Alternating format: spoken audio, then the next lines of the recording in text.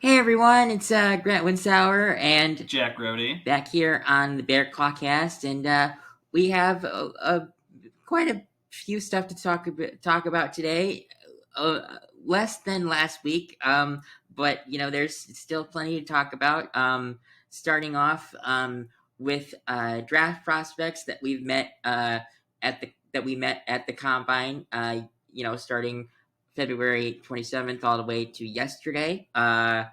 Plan B to attack the interior offensive line now that Trey Smith is off the market after he got franchise tagged, and the legal tampering period opening a week from today. But before we get into that, how was your week, Jack? And can you believe that we are only a week from free agency, essentially? Yeah, appreciate you asking. It's been a good week. Watching a lot of basketball recently. It's getting closer to March Madness time, so I'm Sure, definitely getting sure. my college basketball fix in. But free agency only being a week away, I think maybe because I've been so focused on basketball, it kind of snuck up on me. I wasn't even the fact that the calendar turned to March on Saturday was a little bit of a shock to me, even though it shouldn't Yeah. have been because Oh, yeah. the days all come consecutively. But looking forward to the progression of the football offseason, and before you know it, it's going to be draft time. So Yeah, I mean that's. I think I read a tweet yesterday that said that that's like 54 days away and from that now, and it'll which come. which is also crazy because that's like I mean that's 54 days away, and then there's like 2 weeks left of the school year after that. I That's know that's it all sneaks up on you real quick. seriously, I can't believe that I've said this multiple times, but the fall semester always sneaks up on or goes by slow, but the um Siri bugging on you a little yeah, sorry about that. bit. I hope that that was still recorded. But what I was saying was the fall semester goes by really slow, hmm and the spring semester just jumps at you. It feels like the week goes by in 2 days. To be I honest know with you, it but does. honestly, let me tell you why I think that happens. I think it's because of the fact that there's only one break with uh, with the spring semester. So I mean that's my take on it because we only have spring break, which is actually Coming up like soon. two Not 2 weeks from yeah. now. And actually, I thought that we were going to be on spring break when free Tampering period. agency Yep. started, which last year it was. So hmm that's why I thought. But then I forgot that the election and all that stuff, so I had to factor that in. But it's still going to be a good time. So let's start with all the people that we met at the combine. Um, uh, Ashton Genty, who actually already has a top 30 visit with the Bears, and from what I've read, only has top 30 visits with the Bears or the Cowboys. And I'm sure that list will grow, or well, it should. Yeah, it will. Um, but I mean, I honestly thought that we could rule out Genty after Trey Smith got franchise tagged. But I mean, with him already having a top 30 visit, he's definitely at the top of their list. hmm Which we're going to talk about a plan B for this, and if they attack it that way, I still think that Genty could be a very high player on their board. Yeah, and there's a lot of offensive linemen not named Trey Smith that are still free agents that we have to work with, and we're going to talk about that in a little bit. But Yeah, yeah. Genty going 10 is still not a crazy proposition with what is available. Now, if we don't get any offensive linemen in free agency, it's not going to happen. But Yeah. for where Oh, we're yeah. at right now, it's definitely still a possibility. So the Bears also met with Mikael Williams, Kane Medrano, Jalen Mc.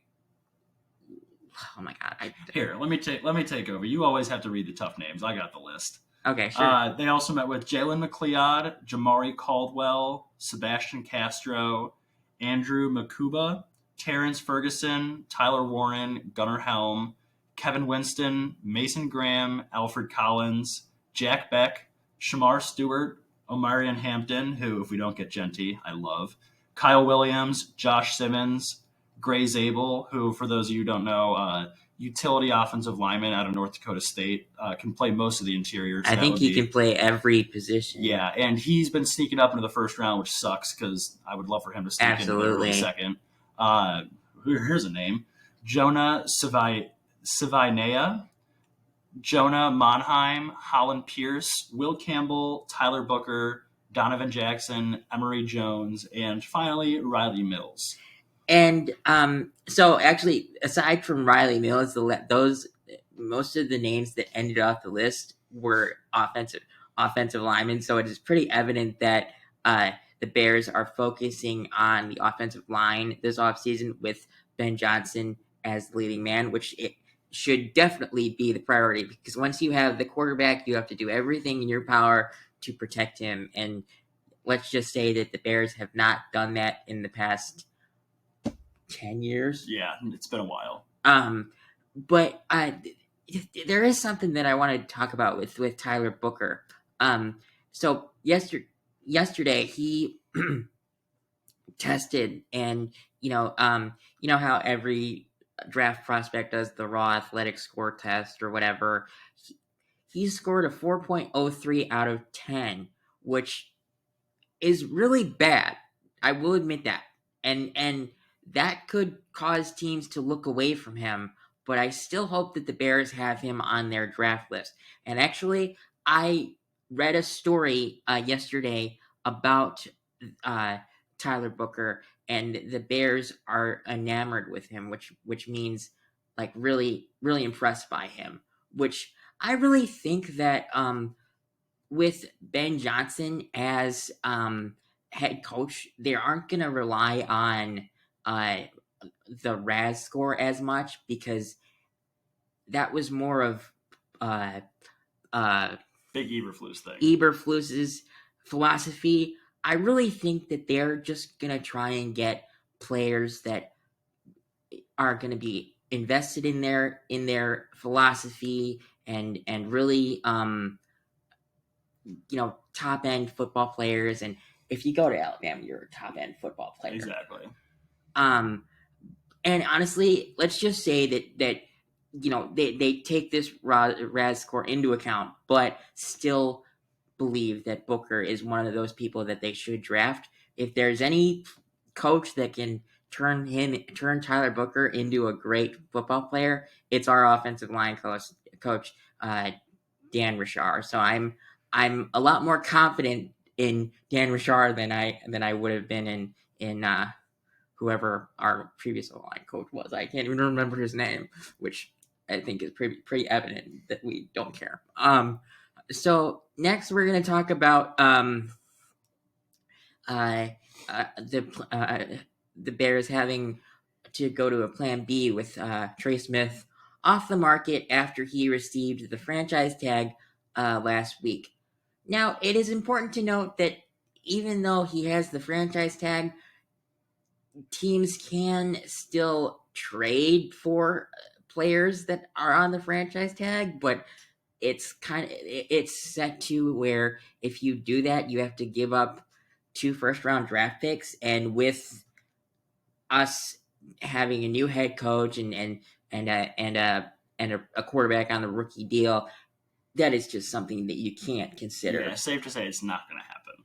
As much as we want it, it's not going to happen. But there are plenty of good offensive linemen out there, which we're going to get into next. So the players that I have read that the Bears are linked to are guard Aaron Banks from the 49ers and Drew Dahlman from the Atlanta Falcons. As much as we can speak for Bears fans that we are disappointed that we can't get Dahlman or Smith, I'm sorry, I see this as a good thing, because if we signed Smith, we would have probably had to sign him to around like $22 to $24 million a year, and we might not be able to give Dahlman the contract amount that he wants. With us not having to give Smith that contract, we wouldn't have to worry about holding back on Dahlman's contract. Also, with us not getting Smith, we might be able to throw some money at the defensive line. People that I look at if these guys reach free agency is either Josh Sweat, Milton Williams, Khalil Mack, or Chase Young. The last two seem more realistic, but I think if one of Josh Sweat or Milton Williams gets locked up with the Eagles, I think one of them will have to be let go. And is that you who sent me the article that the Eagles are most likely going to have to part ways with Josh Sweat, or did I see that on my own somewhere? Because I did read somewhere recently that the Eagles are most likely not going to be able to retain Josh Sweat. I think I might have sent you that. Okay. But hey, with not having to sign Trey Smith, that gives us another, probably another. I mean, I would say that we could get Dahlman for 12 to 13, so that would give us another 12 or a little less than $10 million for other positions. Mm-hmm. And I mean, we still have around $80 million. So we have a lot of money, even after setting aside money for the draft as well. Yeah, I mean we'd be at like, I think the draft, when you set aside the money for the draft, I think it's like 12. Yeah, something like that. 12 million for the draft for us. So I mean, I would, if either of Josh Sweat or Milton Williams are available, I would, see what they want. And I mean, you have to get a little bit of defense help, because I mean, Dennis Allen is going to want to bring in people that. Yeah, and we didn't actually close the year out very well once Eberflus was canned. No, we did not. So the Bears also have wide receiver 1 and wide receiver 2 locked up for the foreseeable future with DJ Moore and Rome Odunze, because I mean, let's be real, Keenan Allen's not coming back. He's most likely going back to the Chargers. He's actually been practicing with the Chargers. He's posted stories on his Instagram about that. And you know what? I'm happy for him. Go back to where you're used to, and he's had a borderline Hall of Fame career there. And I mean, if anything, Jim Harbaugh is a great coach to play for. Mm-hmm. And honestly, it's another good situation, because you can go mentor Ladd McConkey and whoever else because they'll probably want to get someone else, because I don't think Quentin Johnston is a good answer there. I like McConkey, but Johnston just drops balls like there's no tomorrow. Yeah. So I think the Bears will look to get a speedster for the offense, and there are three names that come to mind for me: Hollywood Brown, Elijah Moore, and Rondale Moore. That's funny. That would be funny because we'd have two Moores on the team. That would be funny. However, even if we sign one of these guys that we just mentioned, it would still be wise for the Bears to draft a long-term option for wide receiver 3. But out of those three, I mean, who would you, if you know any of them, who would you look to most? I would say Elijah Moore, just because of age. He's put up decent production the last couple of years in Cleveland. Obviously, his Jets tenure didn't end great a few years ago. But Rondale Moore missed almost all of last year, I want to say, with an injury, and so did Hollywood Brown. And Hollywood Brown's just getting a little bit up there in age. Uh-huh. But Elijah Moore has been pretty productive out of the slot. Definitely benefited more when Jameis Winston was under center in Cleveland rather than DTR or Deshaun Watson. But I think that definitely you're onto the right track, that the Bears need. You're not going to find Jameson Williams as a free agent. No. That speed doesn't come around all that often. But you do need someone to fill that role who can stretch the field and open up things underneath. Because, I mean, you saw how much both Jameson Williams and Amon-Ra St. Brown benefited this year, with Jameson Williams able to take the top off the defense and then Amon-Ra just killing teams underneath. I mean, let me say this. You can find Jameson Williams, but there has to be another Jameson Williams available. And the thing is, that's not possible. I mean, you'd have to look under 1,000 rocks to find one. So, I think those three would be your best options, and I actually agree with you. I think that Elijah Moore is the best options in terms of age, production, and just health just overall. health. Yeah, I mean, health is the best ability is availability. Yeah. So, I mean, if you're available for 13 to 15 games, sign me up. I don't care. Um, I mean, so let's say this. All of Bears fans are hoping that at least the first two signings that we see next Monday are on the offensive line, uh, because that's what the team has said that they're focusing on, and all that stuff. But you know, it's also about where players want to go. It's not necessarily always about who gives them the most money. And the thing that scares me is the 49 or no, not the New England Patriots have almost well, not almost like they have A lot of cap space. they have like almost 100. They have $130 million in cap space, so they have like almost like $50 million more than us, and it's crazy. Now with Mike Vrabel, I do suspect that they will go more on the defensive side of the ball, which is good. But you also do have a second year quarterback, so you kind of have to. And their offensive line is it's like even worse than ours. Like they also need to very heavily attack that through free agency in the draft. So it'll be curious to see whether it's gonna be a money will be comparable. Patriots can probably offer a little bit more to everybody, but I think hopefully that the Bears situation is at least very attractive now with Caleb Williams, Ben Johnson, and just an up and coming big city team. The thing is, actually, when you think about which teams are the most attractive in terms of the teams that got new head coaches, you would actually probably name the Patriots and the Bears because Mike Vrabel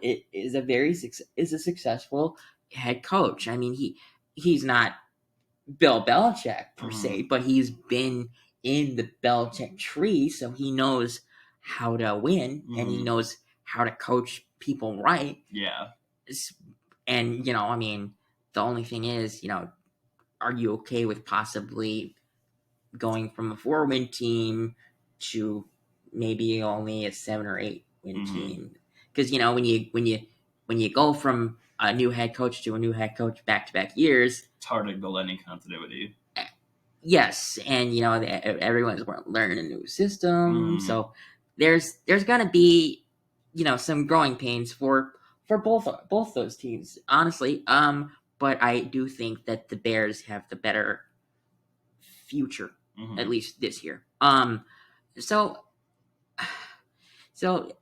the legal tampering period starts a week from today. Actually, well, a week and an hour. Actually, when I'm looking at the clock, and the Bears last year signed 2 people within, I want to say, the first 2 hours of free agency. The first one was DeAndre Swift, and that came out literally within 5 minutes of the legal tampering period. We're not going to discuss the second one because he's not on the team any longer. Imagine what Caleb Williams could do with an offensive line combination of Braxton Jones, Aaron Banks, Drew Dahlman, Kevin Zeitler, and Darnell Wright. With the Bears not getting Trey Smith, I think getting those 3 offensive linemen is possible. I mean, we should at least get 2 of them.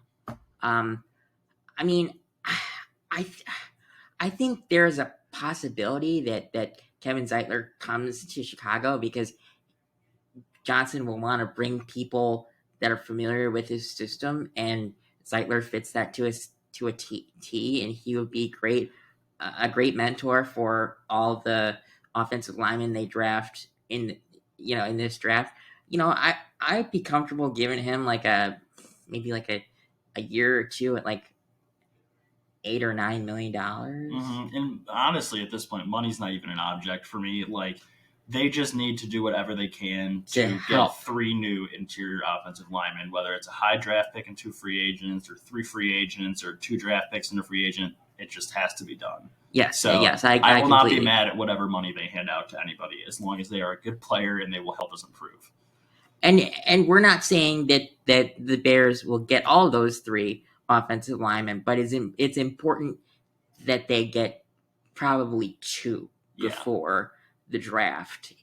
And if I'm being completely honest, I would love it if it's the combination of Aaron Banks, Drew Dahlman, and Tyler Booker, because I mean, just if you go to, I mean, aside from oh God, who was that player that was drafted by the Raiders who eventually came over to us? I can't think of his Alex name. Leatherwood. Yeah, Alex. Like that's the only Alabama offensive lineman that I can think of that didn't succeed. Mm. Can you think of any other? I mean, I'm sure there are some that weren't highly drafted, but like, yeah, a lot of it's offensive line should be a position where you can hit on pretty consistently in the draft. I mean, Jason. I mean, for example, Jason Kelsey was drafted in the 6th round, and he played for what 12 years. Mm-hmm. And there are always outliers like that a little bit, but the Bears just need to do their due diligence and make sure they get the right guys for our future. Yeah, and I'm sure that they're actually, if they're at work right now, which they should be, they're probably looking at guys right now, watching game tape and figuring out who they'd like to target. But there's also something that I'd like to talk about a little bit about the legal tampering period. So our teams and agents are at the combine for 5 days or 4 days. 4 days. 4 days for 4 days from February 27th to March 2nd or something like that. And I mean they're there to represent the players that are about to get drafted, right? But don't you think that there's a possibility that teams can also slip in a conversation about? Oh yeah, for sure. You just can't get caught. Like I'm sure it happens every year. People are smarter about it than others. Like how else would you think that deals become official within the first so fast? 5 minutes? So like the fact that they have terms discussed. Like as long as you don't get caught doing it and have to give away draft picks. I mean, to a certain extent, if you ain't cheating, you ain't trying. That's the NFL. And Tom Brady and Bill Belichick pushed the envelope for 20 years and got a lot of Super Bowls out of it. So yeah, that's true. So for everyone watching this, I'm sure that all football fans know what the legal tampering period is, but for those who might not, it is essentially a 2-day period of time where teams can speak to players' agents and agree to contracts. Deals will not become official until March 12th. However, we just argued that teams talk to a bunch of agents at the combine. So, in a way, if teams do this, do that where they talk to agents about certain people that agents are representing, technically free agency begins at the combine. The last time that a team negotiated with players before the legal tampering period, it was the Falcons with Darnell Mooney and Kirk Cousins. Somehow they got caught, but they didn't get disciplined last year. They might get disciplined this year. I don't know if that's like I said, don't get caught. I mean, is there anything else that we should talk about, or I don't think so. I mean, this is like the 1 week of the NFL season that there's not a lot to talk about. Yeah, obviously draft analysts, like they know their draft guys a little bit better, but as Bears fans, like we don't know who we're going to draft quite yet. We can't really speculate too much because I would say starting in about 2 or 3 weeks, once we get our initial wave of free agent signings, then and I think that should be over by draft boards become a little bit more. They become a little bit less of complete shots in the dark and a little bit more educated guesses when you really see what teams need. So I think once we get to there, we'll have a lot more to talk about. But for now, it's really just a wait and see game. Honestly, I would say if the Bears are smart, their initial wave of free agents, like the ones the deals that we signed that are 4 years, for a good amount of money, I would say with the legal tampering period opening a week from today, I would say that the their initial wave of free agent signings is over by next Thursday I or was gonna Friday. say Thursday or Friday. Like give it a day or two after the tampering period finishes. But and then after that, it's the second wave of free agency where you get like maybe still contributors, but you sign them to 1 or 2 year deals instead.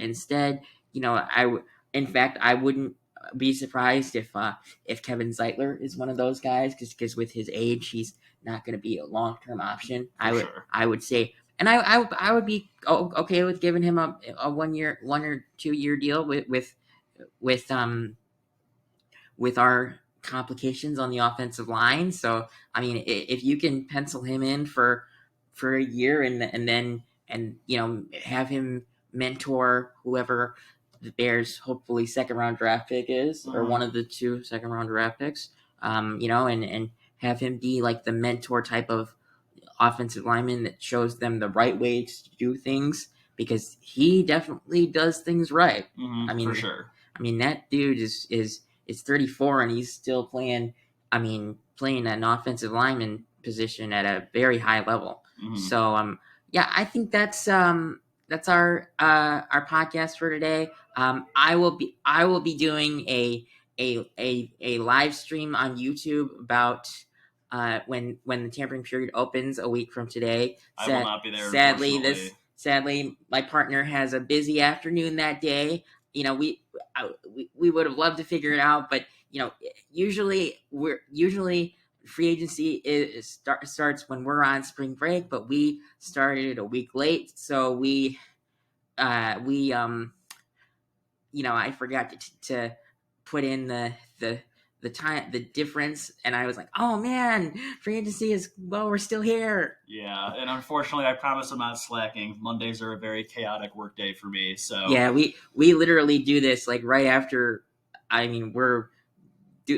Right after I get up in the morning, because he's here, I'm here, so we just fit it in for 30 to 40 minutes, but get you guys everyone's content. Yep, and it's gonna be that live stream is gonna be long, because I'm gonna probably do it for probably about, I'd say, like a couple hours, because I mean there's gonna news be will keep trickling in all day, and I wish I could just talk about all the Bears stuff, but the thing is, I have to know that not all of it's going to be Bears news, so I'll be reacting to any signings that happen, whether it's for us or for anyone else.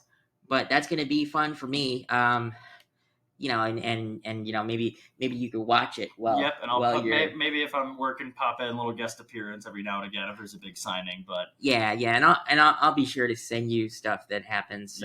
So you're caught up. But I think that's going to be today.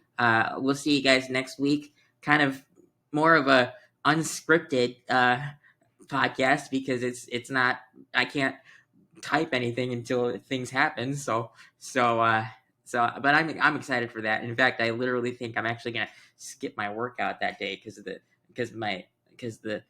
tampering period opens at noon. I work out at 1, and I don't want to. No, I can't be missing anything. Miss anything. So I think I might have to skip my workout next Monday, which I actually am okay with, for once. But have a good week, everybody, and I'll see you next week.